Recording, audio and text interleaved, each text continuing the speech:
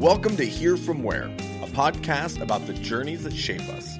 I'm your host, Chef Andrew Garrett, and each week I'll sit down with incredible individuals who've carved their own paths in health, nutrition, entrepreneurship, sports, and beyond.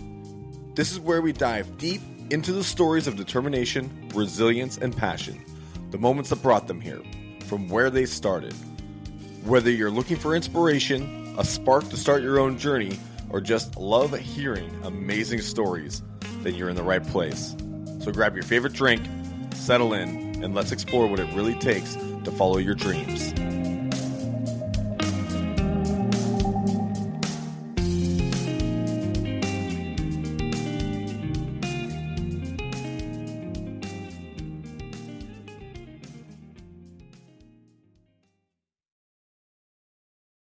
Hello, and welcome to another episode of the Hear From Where podcast. I'm your host, Chef Andrew Garrett. Today, I am joined by Charles Carr of Class 1 Barbecue out of Amarillo, Texas. I am very excited to get into this.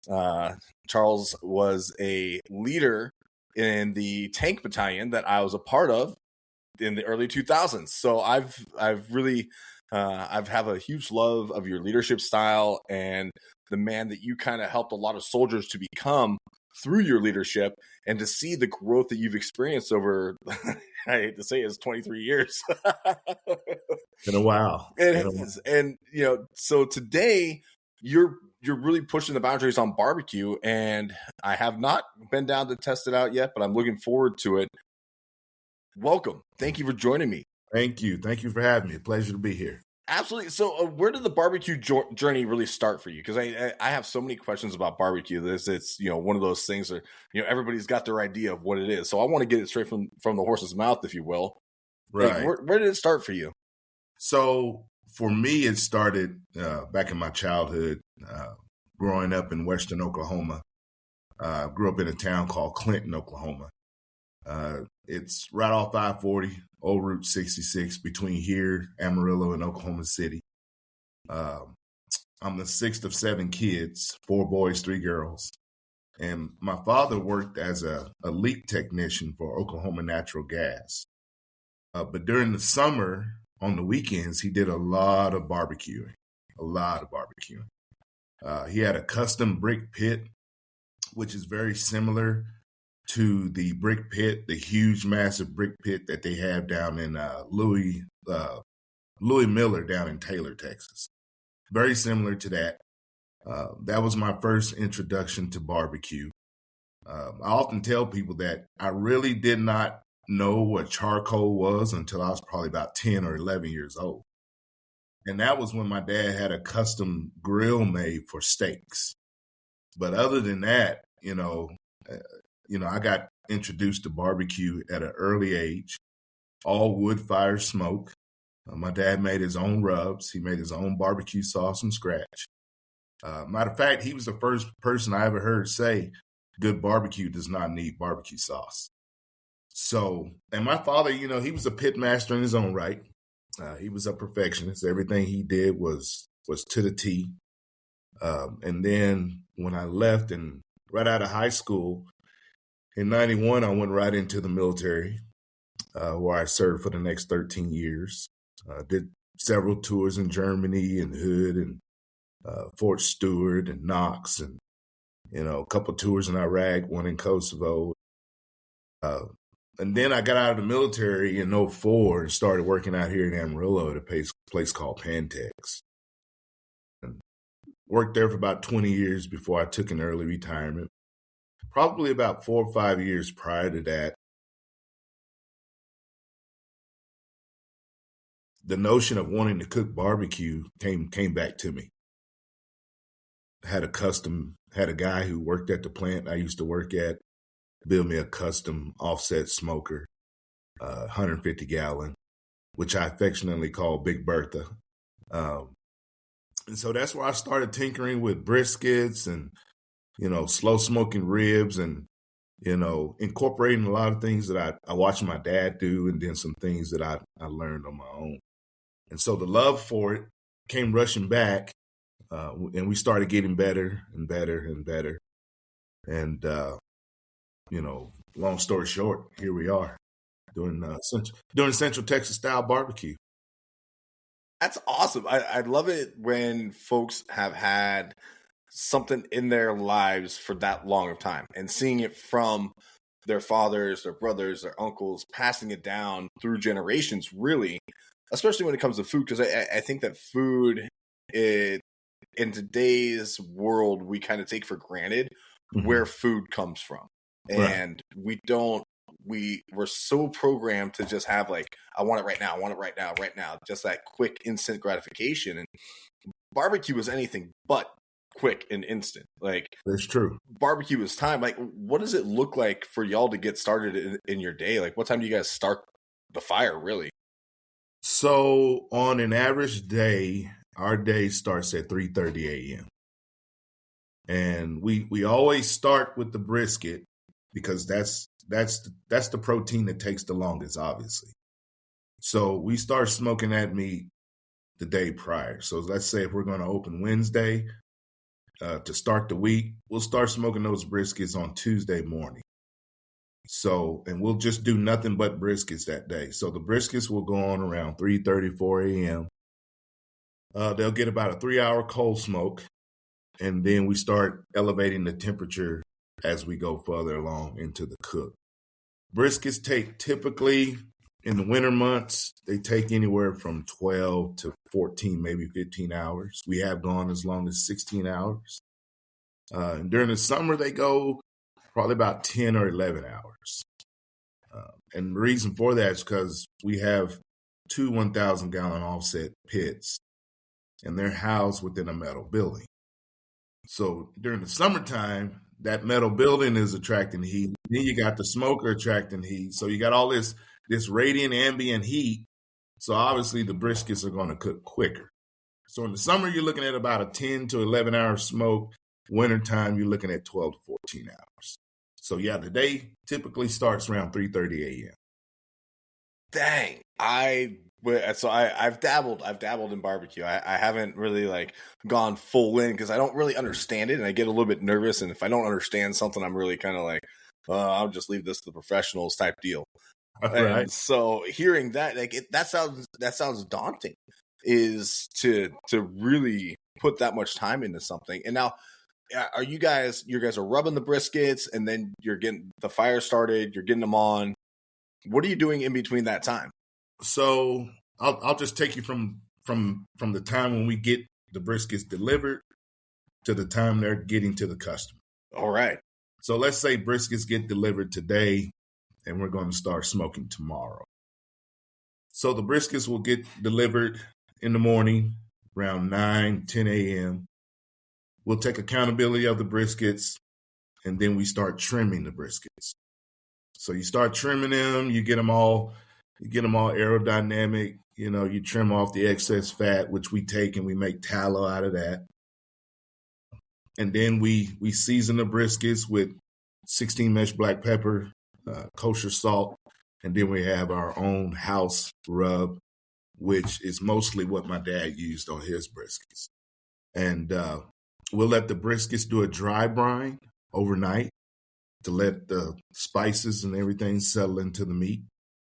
And then the next morning, they go on the pit between 3:30 and 4 a.m.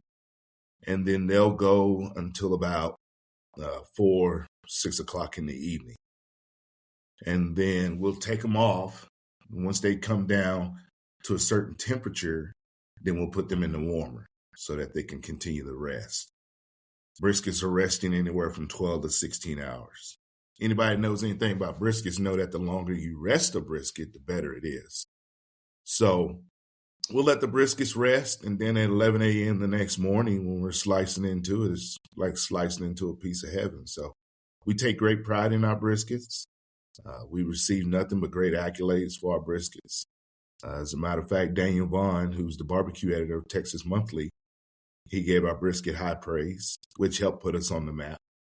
And that's a typical day. So you're looking at about easily a 36, 40-hour preparation for something that's going to be devoured in 10 minutes. Right.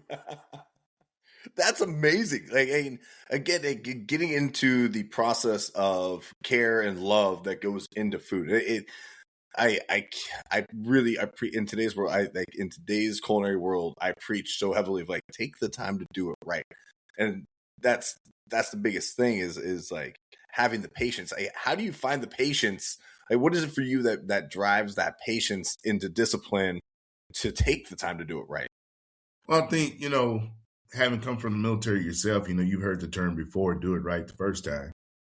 And so, my dad was a perfectionist in his own right, on top of being a pit master in his own right. And then what gives you the patience is, first and foremost, it's a labor of love, because not anybody wants to sit up under a brisket for 12 to 16 hours. So it's definitely a labor of love. But where I get the enjoyment is knowing what the outcome is going to be when I'm done. And knowing what I'm slicing into is perfection, or as good as I can get it. And then seeing the customer's reaction when when I cut off some burnt ends for them and I give that to them, seeing their faces light up, seeing their reaction. A lot of people here in Amarillo are not accustomed to the Central Texas style barbecue, which has become synonymous with the state of Texas. So it took us a little while to push that style of barbecue. But once they taste it, you can definitely taste the difference. There is a difference in the way you smoke meat. So that's what gives me the patience, to just sit there and nurture it and care for it and make sure it's done right. Heck yeah. And it's a great segue into the styles of barbecue, because I think that especially, so I'm on the West Coast, and on the West Coast, we don't really have a concept of barbecue. We have a real, what I think is a mishmash of all these different styles, from Kansas City style, St. Louis style, Texas style, and even within like Texas style, as you're saying, there's differences in how it's done. Could you walk us through like what are the typical Texas styles and what makes Central Texas style so much different? Well, here in the state of Texas, you have 4 regions, if you will, of barbecue. You have the East region, the Southern region, the Central region, and the Western. In the East, a lot of the barbecue is pork. It's focused around pork. Your pulled pork, your chicken, things of that nature. A lot of hickory wood, hickory wood and things like that. And then down in South Texas, you're going to get what they call the Tex-Mex vibe. You're going to get mesquite flavors. You're going to get the what they call barbacoa. Excuse me, barbacoa. When you get out west, it's a lot of direct heat. Again, using mainly mesquite, which is in abundant out here in West Texas. And then in Central Texas, the style of barbecue that has become synonymous with Texas, it's what they call a German Czech style, in which the meat is slow smoked. The protein of choice is beef. The German Czech immigrants, when they came here to turn the century, late 1800s, they brought that style of barbecue with them, where they would take tough, unpopular, if you will, cuts of meat, and they would slow smoke it. They knew if you slow smoked it, there's certain temperatures for hours on end, the meat would just come out decadent and tender. So, and there is a difference in the 4. And, like I tell people, the style of barbecue that has become synonymous with the state of Texas is Central Texas. And I think, people like Aaron Franklin, they definitely put it on the map. Yeah, people coming here to Texas, taking it back to California, like Moo's Barbecue in California. You have a couple places in New York, South Carolina, Florida, in which the owners have come here to Central Texas to learn that style of barbecue. And then it's also recognized globally. You have people that have come in from Australia, South Carolina, Italy, England. And then there's a friend of mine named Kareem. He's down in Austin. He's got KG Barbecue. This gentleman is from Egypt, Cairo. quit his job as an investment banker in Cairo to come here and do this style of barbecue. You know, he just came to Texas to visit a friend, and the friend introduced him to barbecue, and he fell in love with it so much. Now he's got his own barbecue business down in Austin. As a matter of fact, he was a James Beard runner-up. So he infuses Egyptian cuisine with Central Texas style barbecue. And so the Central Texas style is constantly evolving. You know, we tend to do a little bit of infusing up here also. Okay, so what are you guys infusing with? So, for example, no one that I'm aware of in the state of Texas is doing Jamaican jerk spare ribs. So we're taking, a taste of Jamaica and infusing it with Central Texas style barbecue, low in smoke. You know, everybody's heard of Jamaican jerk chicken, but what about Jamaican jerk ribs? And so, again, when Daniel Vaughn, barbecue editor at Texas Monthly, came here, that was one of his favorites. And so it's not spicy. It's got a robust flavor, but we can make it spicy. We can kick up the heat if we want to. But right now, it has a nice, savory, robust flavor to it. So, That's awesome. Yeah. I love it. So you can kind of manipulate, and I think a lot of times too is, folks get stuck in the idea that barbecue is this singular flavor of smoke, and then you add sauce. And like, to me, if you're adding sauce to barbecue, that's like kind of the East Coast deal, the Carolinas and St. Louis kind of style barbecue is like slathering a bunch of sauce on there and flipping and going. I personally prefer what you're talking about with Central Texas, where it's really it's about the spice and it's about the meat. It's not so much about the sauce. Right, exactly. You go back to East Texas, Memphis, Kansas City, even South Carolina. The Carolinas, they do sauce their meat. But, and nothing wrong with that. We have a great barbecue sauce that we make from scratch, which was my daddy's recipe. But, I mean, it's there if you want it. But we, like my dad told me years ago when I was a kid, good barbecue does not need barbecue sauce. I mean, if you think about it, it's like this. You take a fine bourbon, that's been aged for years in these white oak barrels, and they've taken all this time and preparation to bring you something that's been aged for, years on end to bring you a high quality bourbon. Why would you want to mess it up with a 50-cent soda? So it's the same thing with barbecue. You taking 12 to 16 hours to smoke something and make it decadent, tender, and flavor and juicy. Why would you want to mess it up with barbecue sauce? That's just the way I look at it. Oh, I love that. I love that perspective of it too. And it's a really good comparison that I think a lot of folks could let settle in, is because you don't think about it in that context. It's like, that's beautiful. You want the true essence of the meat to shine through. I mean, you want to taste that. Yeah. You want to taste the meat. So, yeah.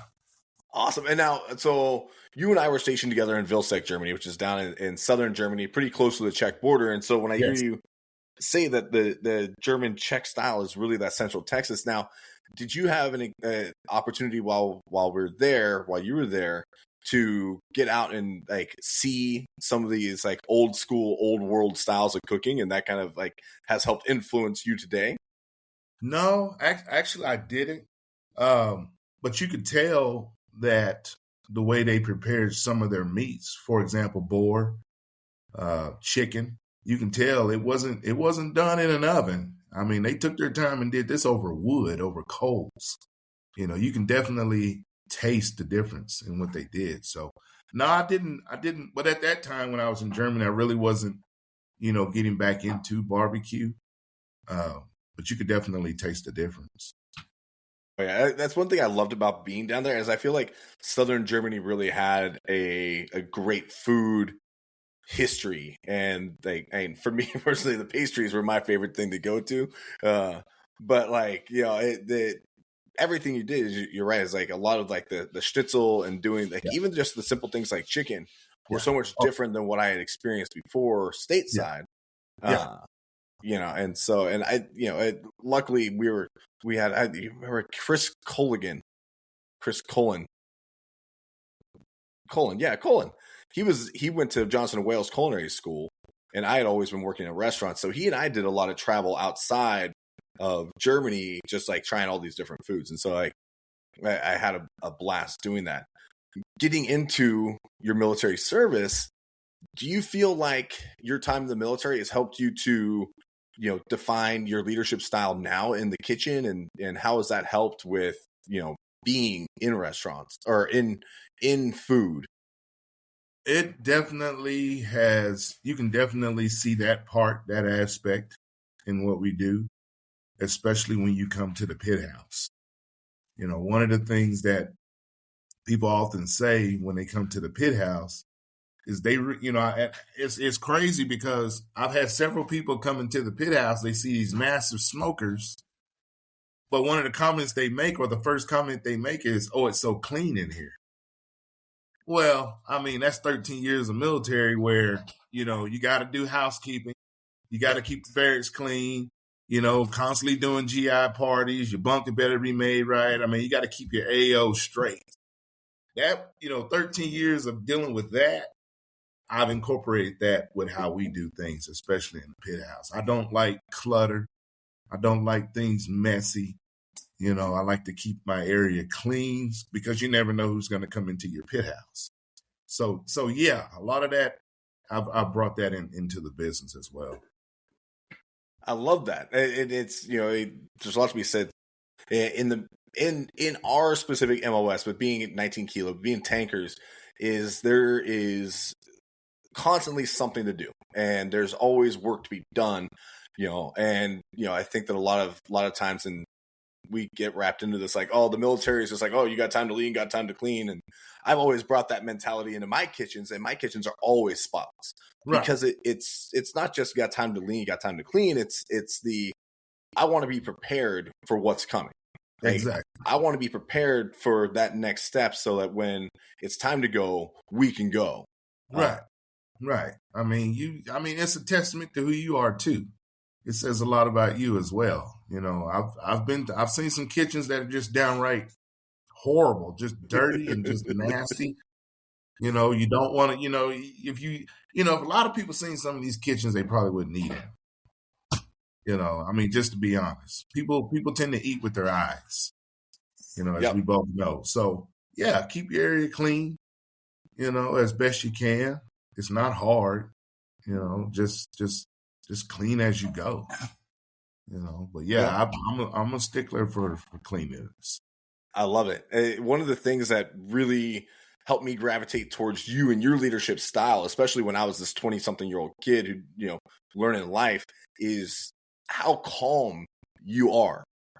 Even, in the MOS that we were in, there was a lot of really high strung, high energy, loud, swear at you, get you going. But one thing that I always love seeing Staff Sergeant Carr is like, okay, I know he's going to lay out the plan. He's going to tell us what we need to get done. He's going to do it in a calm manner. And like your like presence was always such a calm one. Do you feel like the military kind of helped to calm down everything in the kitchen? Because like in the kitchen, you've got one fire going, you got another fire going. You've got to, hold on to this. You got to get this at the right temp. Has that been able to like help compartmentalize the kitchen for you? Yeah. Especially, I spend a lot of my time in the pit house. My wife and my daughter, they have the kitchen area. I have the pit house. But yeah, there are certain things that I expect to be done at a certain time, in a certain way. Everybody does things different, but I do things my way. As far as keeping calm, I'm calm to a certain degree, but I will blow my stack. Don't get it twisted. I can't go Staff Sergeant Carr real quick. I'm just a stickler. I'm a stickler for time, and I'm a stickler for things being done a certain way. So we just hired a new pit hand a little over a month and a half ago.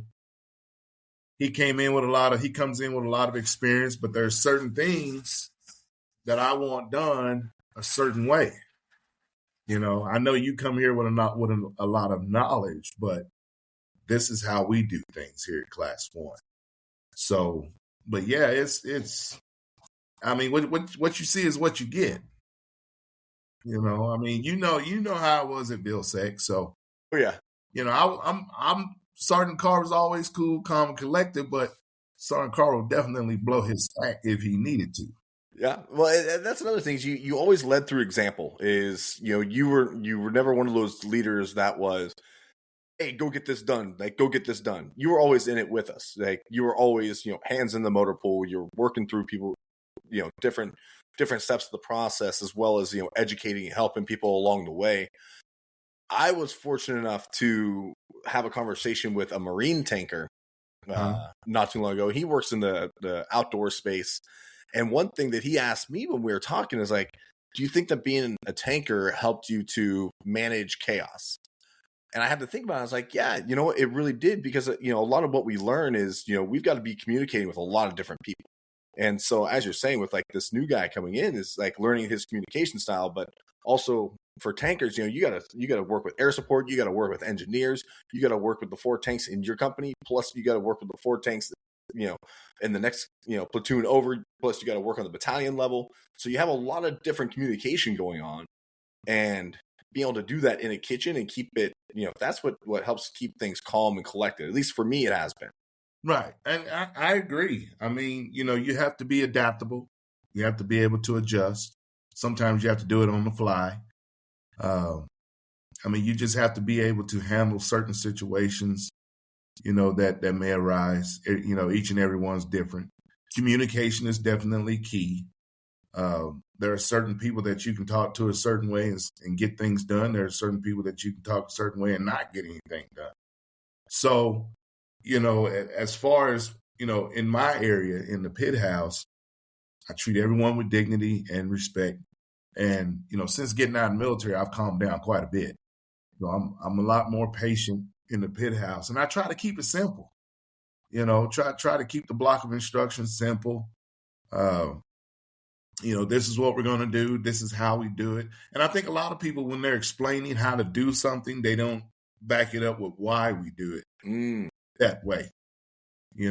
Why do we put the briskets on and cold smoke them, for this many hours? And why are we always adjusting the temperature at such a time? And why are we wrapping them? Why are we spritzing them? Why are we using tallow? Why are we letting them rest? I mean, you can give them the reason.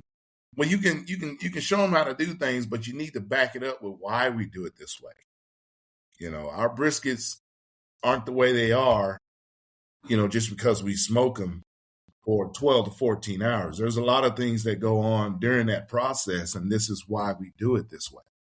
So, yeah, I agree with you on that. I love that. And now,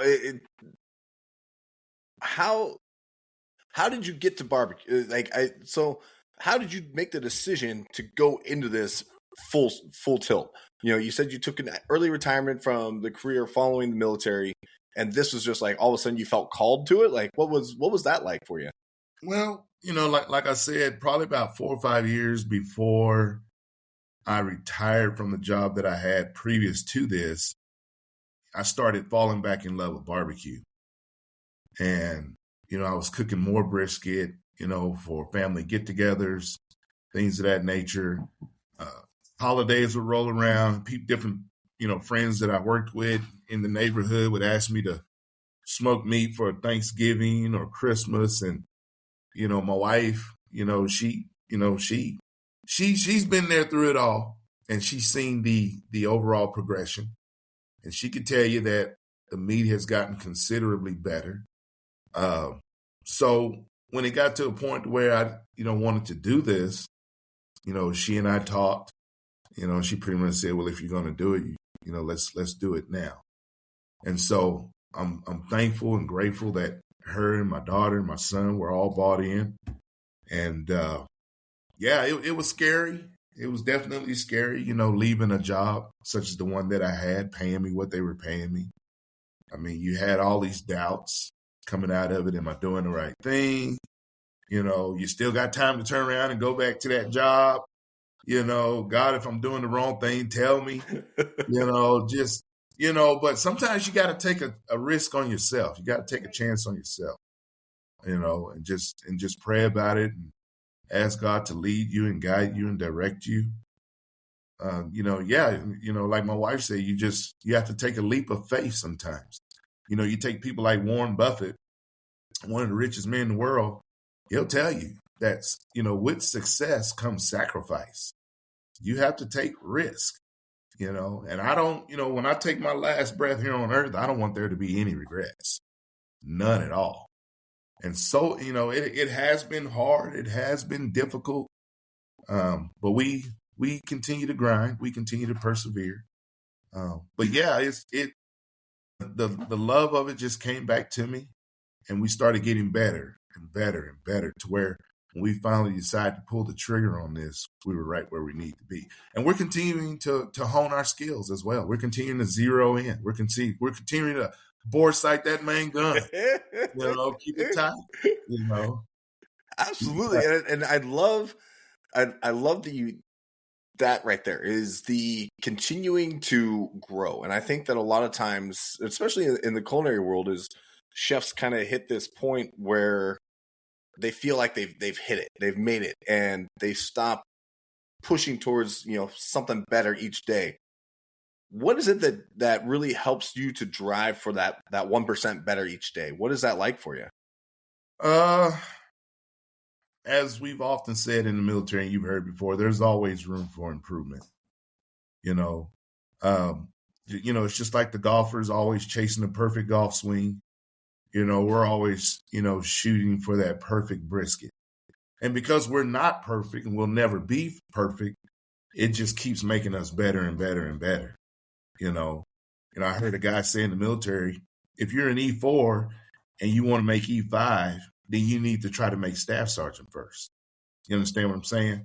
If you're an E5 and you want to make E6, try to push for E7. I can remember in high school, my coach and track coach would always make us run with the fast kids to make you faster because you're always chasing that perfection. So you'll never get perfection, but because you're striving to get perfect, you'll continue to get better each and every day. Me, I can't stand it when I have an undercooked or an overcooked, which I haven't done in many years, but I can't stand if I have an overcooked or an undercooked brisket. I can't, or ribs or anything, or even the sides. I mean, everything that goes out of our food truck is our reputation. So we got to be A1 every single time. You can't go down range with a tank that's not bore sighted. You're going to be missing everything. You know what I'm talking about. You're going to miss everything. Oh, yeah. You got to take that drift out of that reticle. You got to do it right every single time in order to go into battle. So, yeah, that's why I chase that perfection every day, bro. Every day. I love that. And I think that's one of the things that really shows through food. I think food's really a great vehicle for that mentality and that passion is to be able to, make that choice. People taste it. It, like you said at the beginning of our conversation, is, watching somebody enjoy something that you've spent this much time and this much love in, and watching that first bite, like, I love it when I see someone do the little happy dance, they kind of shake their head and they get into it and they're like, yes, like that hits that inside part of me. And I'm like, yes. Now let's do it a little bit better next time. We'll, here at Class 1, we are so well-rounded. And what I mean by that is, how many barbecue spots have you gone to where people put all the time and preparation into the meats and the sides are an afterthought? Here, our size is just as good as the meat. And then the desserts, my wife and my daughter, they make everything from scratch. And as well as I do, if you're making something from scratch, that's just more time put into it as opposed to just making something out of a can. We're bringing to our customers what we grew up with. And, the way our mothers and grandmothers made things, they made it from scratch. My mother was born in 1936, so her mom, who obviously was born in the late 1800s, early 1900s, was used to making things from scratch. Same thing with my mother. With my wife and her side of the family. Everything was made from scratch. So when you come here to class 1, it's one thing when I cut you off a piece of burnt end and you see people's face and they're like, oh my God, and then, they're like, what are dirty greens? Mm-hmm. And then you give them a little sample of dirty greens. They're like, shut up. And then, they taste the banana pudding. They're like, oh my God, y'all are blowing my mind. We like to be well-rounded around here, man. Well-rounded. Everything, our heart and love and soul is put into everything that we do here at Class 1. I love it. And I love that it's not just, a lot of times you hear folks talk about like what I've done and I've done this and I do that and I do this. What I hear in your story and how this has all come about and where you're going with it is it's a we. It's a very we thing, and it's, that support and that kind of family mentality to it it's a core value to food. And right. So that's awesome. Absolutely. Yeah. I mean, it's definitely a family oriented business. We did have a tragedy back in October when we lost our son. But even through all that, you got to keep moving. My son, he was a Marine. So if he were here right now, if he was, standing on my shoulder, he'd tell me, Pops, you got to keep going. You and I, combat vets, we know about combat. We've lost some friends. But at the end of the day, you got to continue the mission. You got to continue the mission. So, we took some weeks off. We've had our mourning and we're still in mourning. It's a pain that'll never go away. It'll always be right there on the surface. So now we dedicate this not just for my father, but we dedicate this for my son as well. It's motivation to keep us going. All the goals that he and I said we were going to do when it comes to this barbecue, we will continue to do it. We will continue to do it because now we have an even bigger purpose now. It's not just, bringing those quality, tastes and everything to our customers, but it's also personal for us, very personal. And we're definitely going to keep going. Definitely. That's beautiful. I love that. And it's such a testament again to that core family value of us, not just I, but we. And that is so huge. And entrepreneurs get so lost in the we part of this thing that they forget that core value of, we didn't get here on our own. Like this is a plethora of folks guiding us and sharing their lives with us and giving their experience and their strength and their hope so that we can pass our experience, strength, and hope onto the next person. Yeah. I mean, with every plate that we serve, we're giving you a piece of us. We're giving you a piece of who we are as Class 1 barbecue. It's me, my wife, my daughter, my son, and now, our new pit hand. I mean, we're giving you a taste of who we are. And we're giving you a taste of our history when we give it to you. So, yeah, it's more than just making money. I mean, everybody that's in the business, you want to make money, but it's more than that. It's more than that for us. We want to create a legacy. We want to create a history. We want to create a generational type thing and we want it to be consistent to where if you're passing through town, such as your friend from Nebraska, if he doesn't come back for another 2-3 years, when he tastes it again, it's going to be the exact same experience he had back then. Yeah, it's definitely a family-oriented business, and that's the way it always will be. Yeah. I love it. And you hit on something else that I love is it's not just about the meat, but it's also the sides. Because for me, like, I love going to a barbecue place and getting all the sides because the sides are to me, they're so much fun. Because you can kind of like, you could take mac and cheese and like mac and cheese would be good on its own if it's done the right way, but then you add something to it, or like you take jalapenos and instead of just doing cream cheese, you're doing the next level. Yeah. Like sides, man.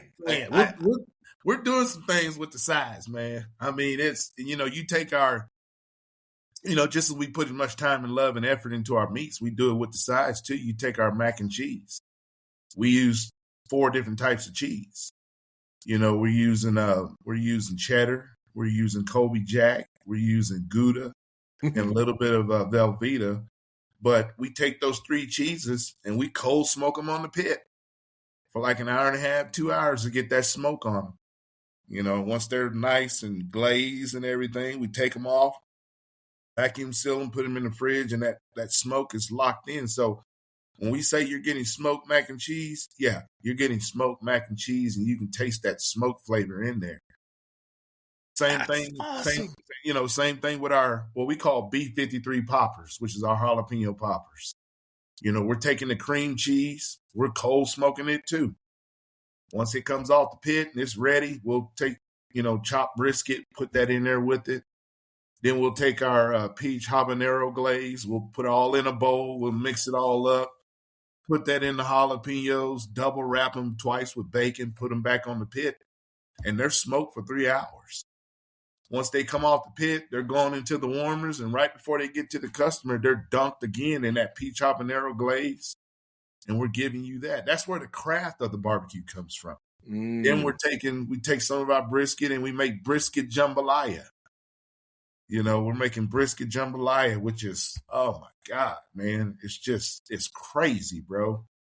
You know, I mean, there's all sorts of things that you can get here at Class 1 that no one, and I mean no one in Amarillo or the immediate area is doing. You know, we're not just doing Central Texas barbecue, but we're doing Central Texas craft style barbecue. And there are some new things that we're going to throw out there this spring, summer too. Heck yeah. I love it. So I've always wondered, because I think that, so I fancy myself pretty good at making greens. My grandmother was from Tulsa, and so like I have that in me. I have that in me. I got you. She used to make these greens where she'd take collard greens and she would take big old fat pieces of like pork belly, like lardons, and slowly cook them down first, and then add the onions, and then saute all that, and like then she'd add the greens, saute the greens, and then chicken stock, and then apple cider vinegar. But each step had a period of time in between it. Like she had the bacon had to get the right color to get the right flavor, and then the onions had to get to the right spot, and then the greens had to get coated with all that fat that was in there, and like. It's those processes. Like, hey, to me, like greens are where it's at. Like if I go to a barbecue place, I always get the greens because I always want to know, like, okay, like does it have that mouthfeel? Like is that stock tender? Is the leaf gonna like fall apart? Like it's a delicate balance in everything barbecue. Like you're 5 degrees off on either way. I mean, probably even less than that, I would imagine. Mm-hmm. And you go from ideal to real quick. Oh yeah. Yeah, you'll definitely love our greens. I mean, our greens, my wife and daughter both make them.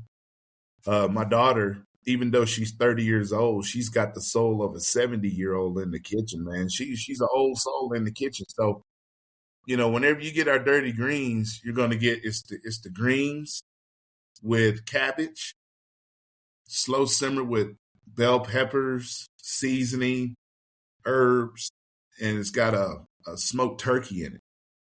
Oh. And that's just slow simmered, dude. And it's just, I mean, we've had guys, tell us fill up a whole cooler full of greens. And they'll, we've had people who haven't had greens in years because maybe they've had a bad experience with it. When they taste ours, now they're like, man. So, yeah, we want to give you that family feel. When you come sit down and have our greens and our sides. Yeah. I love it. So talk to me about cold smoke. Because I think a lot of cold smoke is another one of those areas of barbecue where, there are a vast number of ideas behind it. But what's the temperature for a cold smoke? Like, what's the cold smoke look like? So whenever we load the pit with the briskets, we'll do a cold smoke for about 2 to 3 hours. And we'll hold that temperature anywhere between 150 and 175 on the smoker. Again, we're doing just what we said we're doing. We're just laying down smoke on the meat. And we do that for a few reasons. Number one, It helps the brisket settle into its environment. It gets it used to, it prepares it for what's coming after that 3 hours, which is that, convection heat. And, that's where we get the most smoke on it. A brisket's only going to take so much smoke. Also, when meat is when it's raw, that's when it attracts the most heat. So we want to focus on laying down a real nice layer of smoke on that meat. Get it relaxed, get it used, get it comfortable to its environment, get it loosened up. And then after that, and it also preps the bark on the brisket to be set.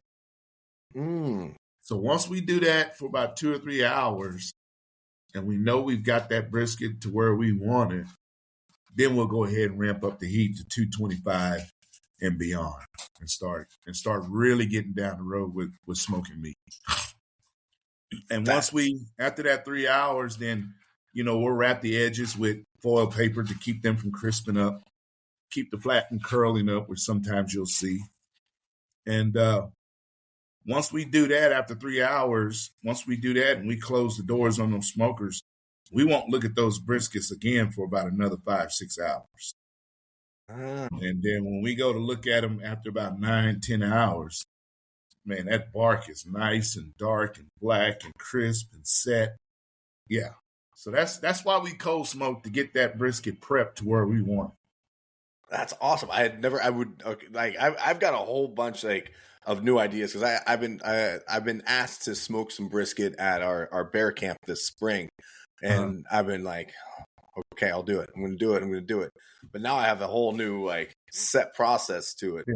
I mean, everybody does things different. Everybody does, have their own way of doing it, but this is how we do it here at Class 1. Right. But it gets back to what you were saying earlier is, this is not just, do it this way. This is why. And for someone like me, when I hear the why, oh, that makes total sense. And I can apply that to the physical, act of it. Right. Right. I mean, if you ever find your way in Amarillo, man, bring you some coffee and a Snickers. I'll take you through a whole 12, 14-hour smoke.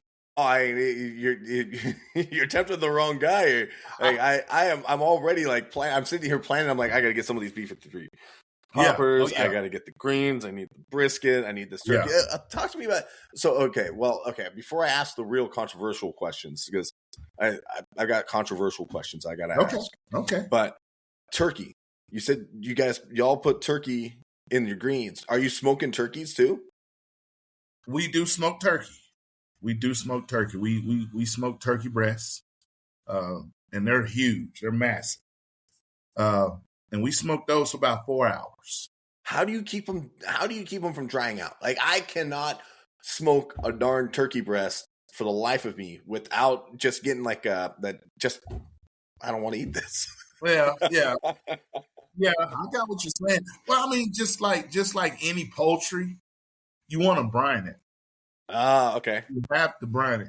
It's one thing to bake chicken or grilled chicken, but if you're going to smoke any type of fowl, you have to brine it. Because if you don't, it's going to be dry. It's going to be dry. I don't care if it's pheasant, chicken, turkey, duck, whatever. It's going to be dry if you're going to smoke it. So you have to brine it. We do have a house brine that we make. Our poultry is brined for about 12 hours. And after That's that, 12 hours. And after that 12-hour brine, then we let it drip dry in the fridge for another 12 hours.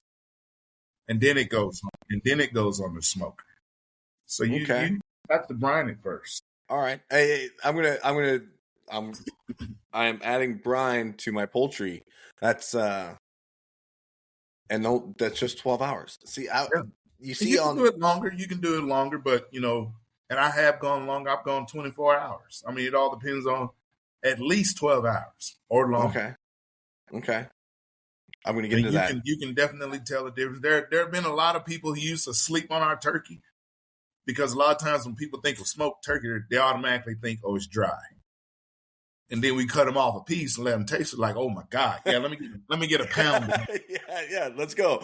Let me get a pound of that, and they're sharing it with their spouse, and they're like, oh my God, let me get a half a pound or a pound of that. And then next thing you know, they're calling you for the holidays. Hey, can you smoke me a turkey?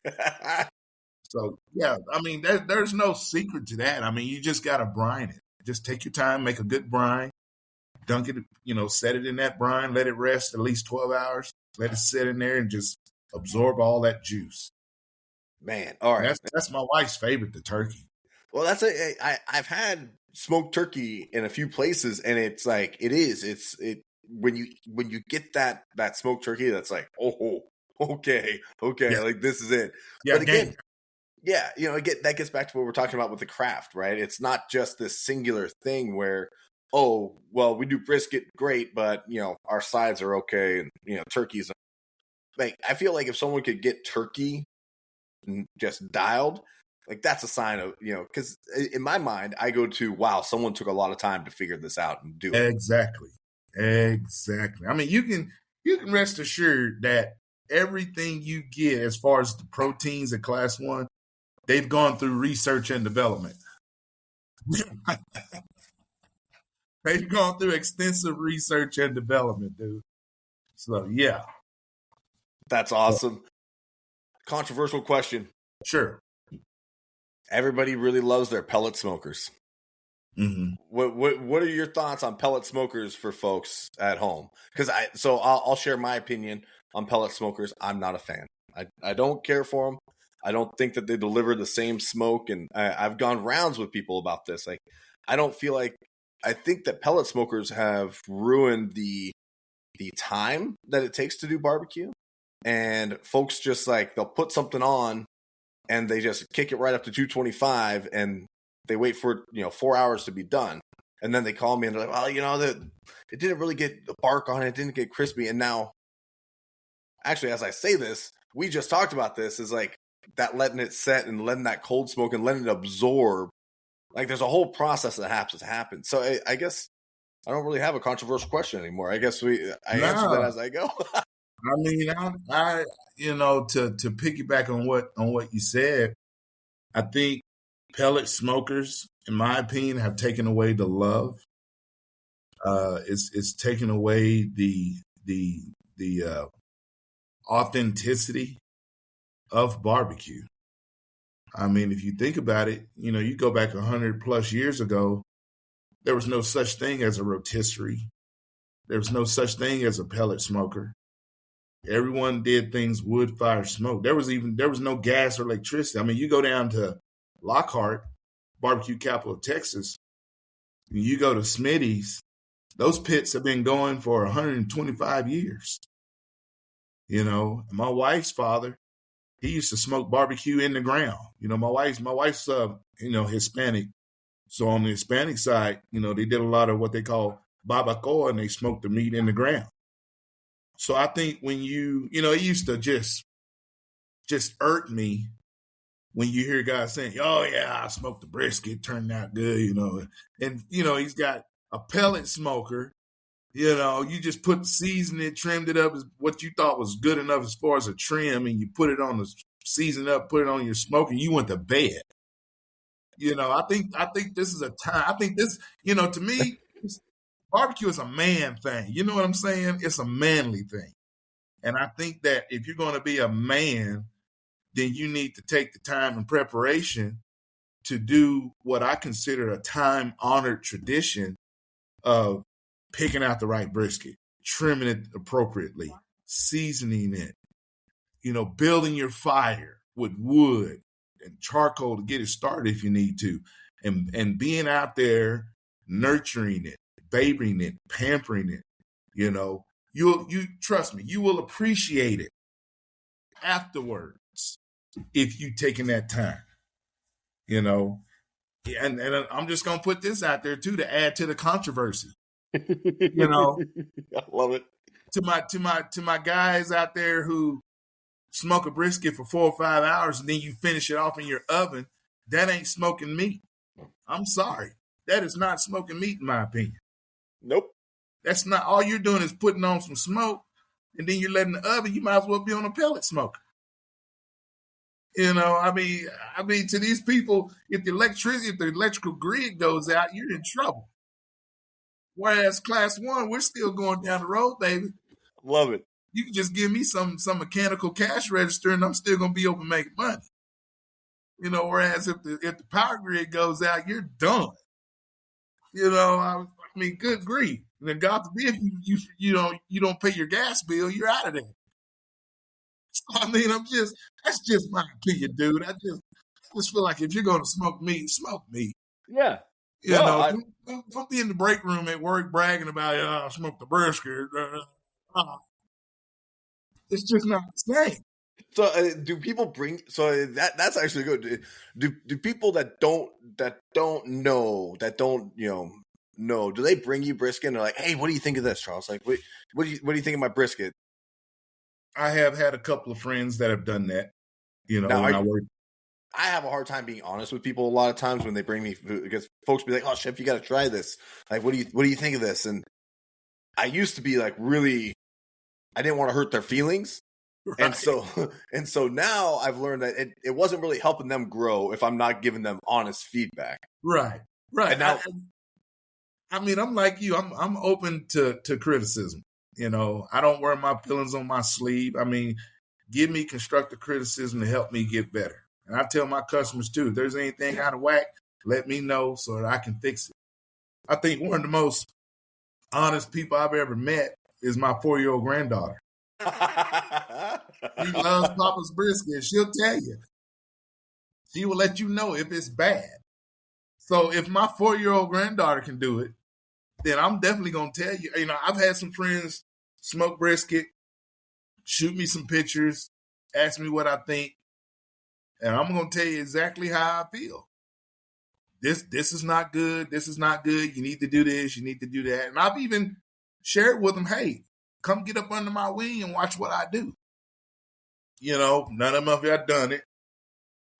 But I mean, if you don't want the truth from me, don't ask me. Don't ask me. I'm not saying I'm God's gift to smoking meat, but I know some things. I know some things. I love that you have your granddaughter, because you are absolutely right. Like, there is no more honesty than a young kid who's learning what they like and what they don't like, and there is zero filter. There is zero filter. Oh, she don't have one, bro. The governor is off that, man. The governors are gone, man. She will tell you exactly how the cow eat the cabbage. Like, no. She'll tell you the truth. That's awesome. When it comes to wood, so out here we don't have mesquite. So mesquite doesn't exist on the West Coast. We import everything from Texas if we do get mesquite. I've used a lot of pecan, peach, and then cherry.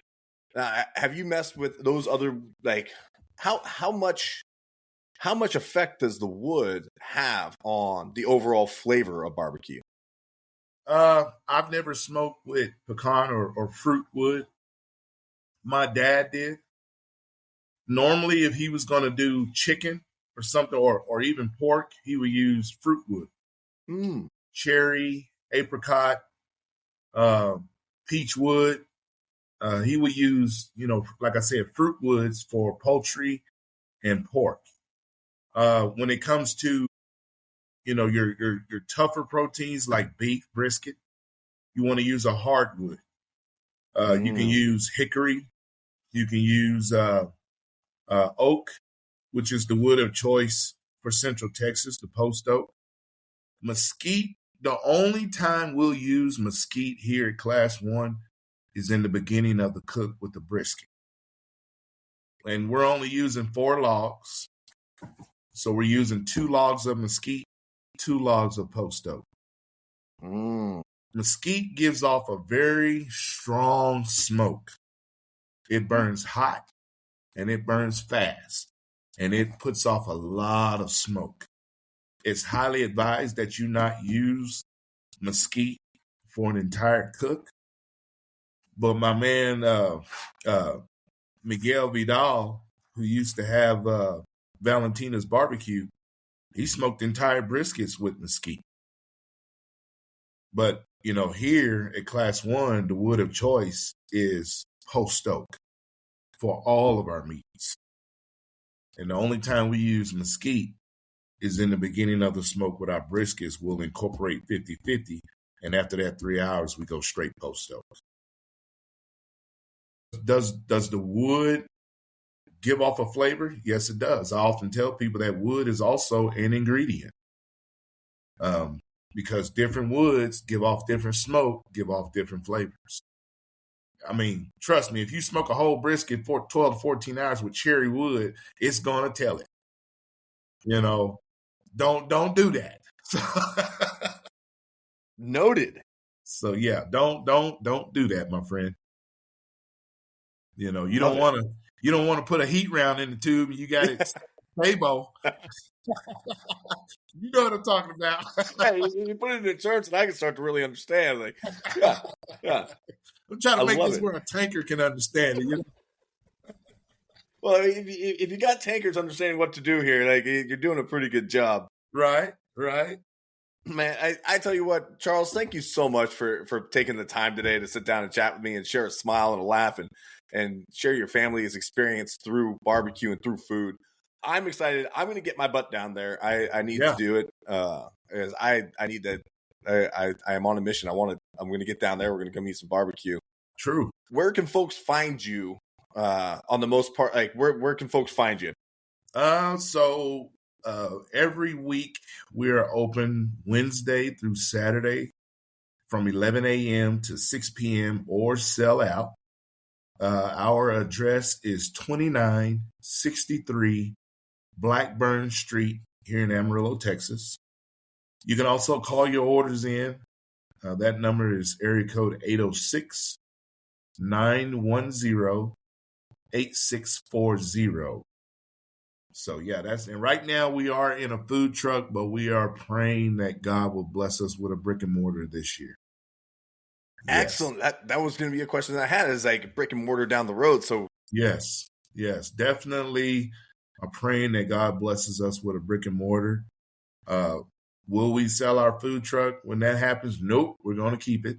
We figure we can kill two birds with one stone.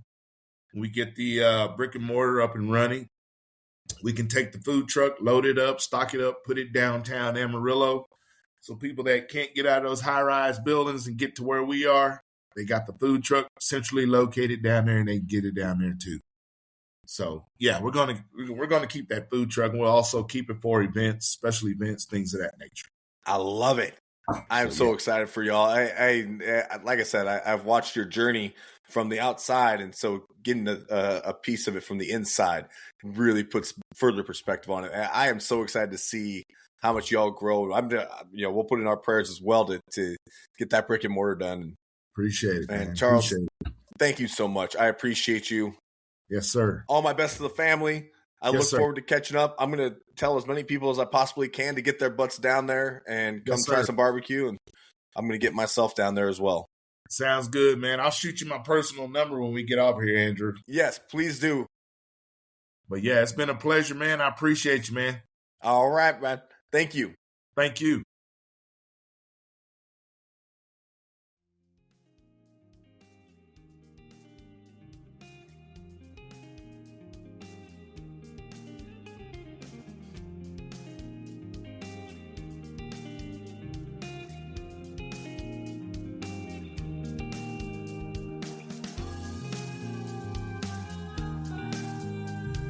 That's it for this episode of Here From Where.